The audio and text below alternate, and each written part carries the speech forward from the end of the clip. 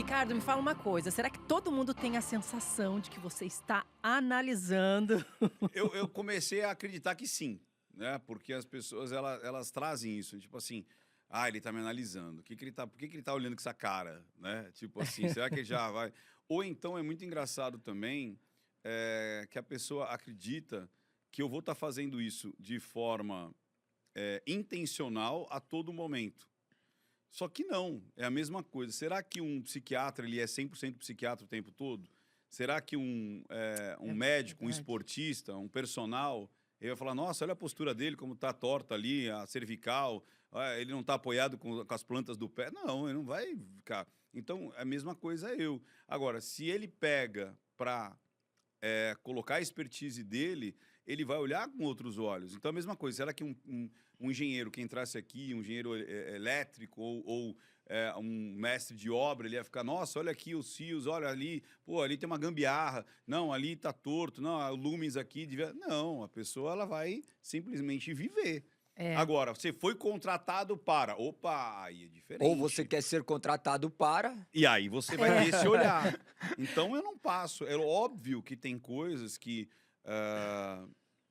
qualquer profissional, quando está sensibilizado, ou seja, ele teve o contato com aquilo, seja lá uma pessoa, uma obra, seja lá algo inanimado ou uma conversa, você vai ter o seu grau de prestar atenção num nível que eu falo assim, o meu de 0 a 10, ele está ali no 7, entendeu? Então tem coisas... É como você, por exemplo, quando você está aprendendo uma língua, em algum momento, você está aprendendo inglês, você pensa para falar, daqui a pouco está fluindo, daqui a pouco você percebe que as palavras quase que viram sinônimos. Então, se você vê algo em inglês, você vai ler do mesmo jeito que estivesse em português. Ou se alguém estiver falando ao seu lado, você vai entender sem se esforçar.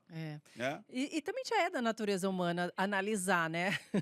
Mesmo sem profissionalismo, a gente já analisa as pessoas. O ser humano, na realidade, se você prestar atenção, a gente, desde os tempos imemoriáveis, e isso é uma coisa que meio que difere, a gente até estava conversando sobre isso, que é assim, o que mais difere nós dos outros animais?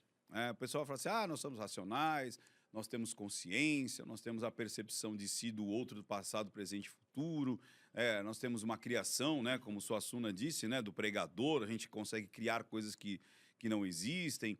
Os outros animais também, só que num grau muito baixo. Então, os animais, eles têm a percepção de si, do outro, do passado. Tem muitos animais que guardam comida e sabem onde a comida está guardada. Então, ele tem uma memória onde ele guardou. Ele volta para, por exemplo, onde ele nasceu, as tartarugas. Então, aquelas aranhas que fazem toda uma artimanha, toda uma traquitana para ficar camuflada, para dar o bote. Então, tem vários animais que constroem ferramentas, né? Não tem como você falar que um João de Barro não constrói algo extremamente mais complexo do que um pregador. E é muito mais complexo. Inclusive, você sabe que o João de Barro, ele constrói a porta da casa dele sempre voltado para o lado onde menos vai incidir ventania e chuvas. E como é que se pega essa percepção? Meu Agora, Deus. o ser humano... Ele contrata um engenheiro. Pois é. Que a gente nunca sabe de onde veio o primeiro que fez aquilo. Onde veio o primeiro, né? O grande como- engenheiro. Intuitivamente. Agora, o ser grande humano, criador. olha que legal.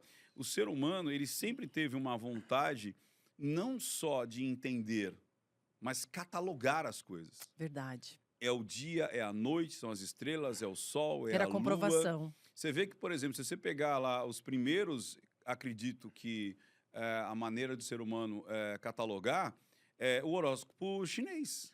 Há quantos anos existe o horóscopo chinês? 4.000 anos? 5.000 anos? Que é uma maneira de tentar ter uma previsibilidade do comportamento humano. As pessoas que nasceram no ano regido pelo porco, pelo galo, pelo cachorro, vão ter o quê? Esse temperamento, esse tipo de comportamento. Então, o ser humano, quando ele começa a Você catalogar... acredita nisso? Eu acredito que eles tentaram catalogar o comportamento, assim como isso foi evoluindo E aí foi indo para ciências primeiro naturais, então percebendo que uma ferida, eu coloco tal unguento, ela melhora. Ou se eu colocar outra coisa, ela piora. Olha, essa fruta eu comi, eu morri. Essa fruta eu comi, o meu estômago parou de doer. Então vai se catalogando eu em relação à minha interferência ao meio. E aí quando as pessoas vão a partir disso, começam a olhar para o lado e falam, e se eu conseguisse ter uma previsibilidade do comportamento?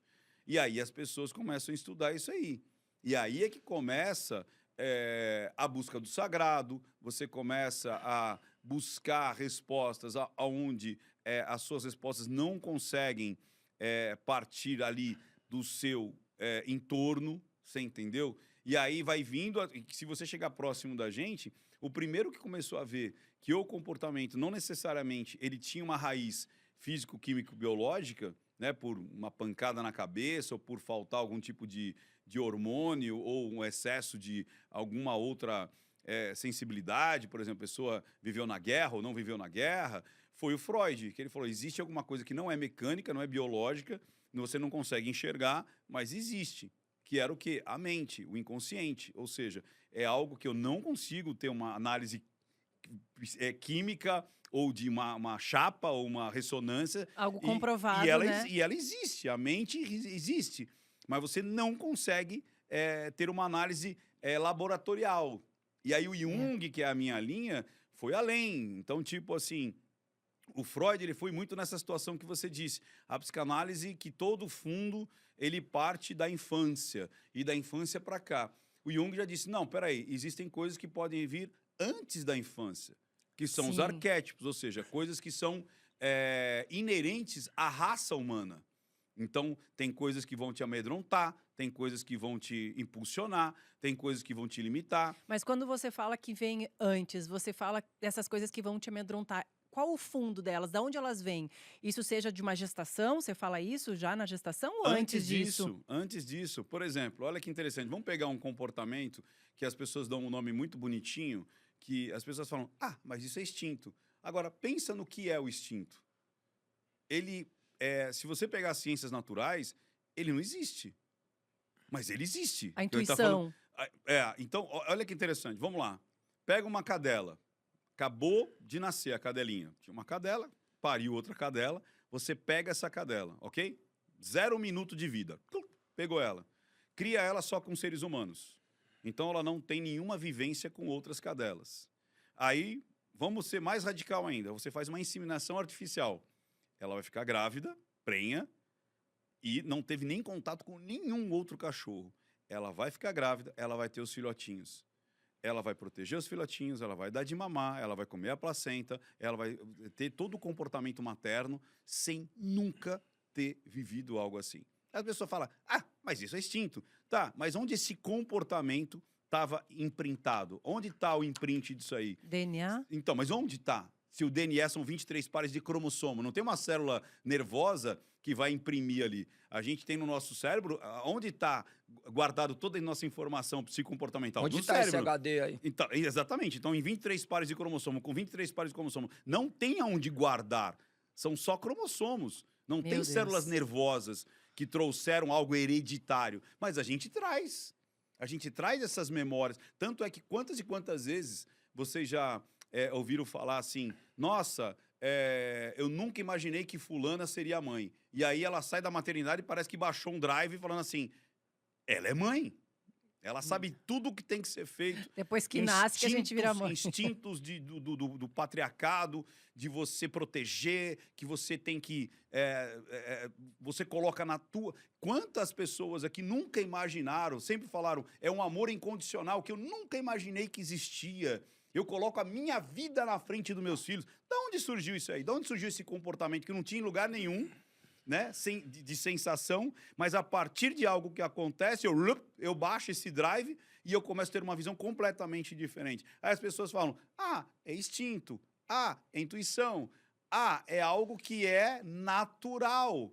Mas, cientificamente, para você explicar isso, não é possível. Que é o sobrenatural, que na verdade. Pode ser o sobrenatural e, sim, seria assim, um metafísico. Né? É tipo, não há uma explicação lógica, plausível para essas mudanças. É a mesma coisa da sua percepção. Muito provavelmente, a gente até estava comentando sobre isso. Então, vamos lá. Se é genético, se está impresso ali no DNA, então vamos lá, vamos brincar com o DNA. Você pega gêmeos univitelinos. Gêmeos univitelinos têm a mesma carga genética, é o mesmo DNA. Então, imagina uma mãe que gestou gêmeos univitelinos. Ele tem o mesmo DNA. Essas crianças nascem. Para quem tem gêmeo, eu gostaria de começar a digitar aqui embaixo. Essas crianças têm o mesmo temperamento? Sim.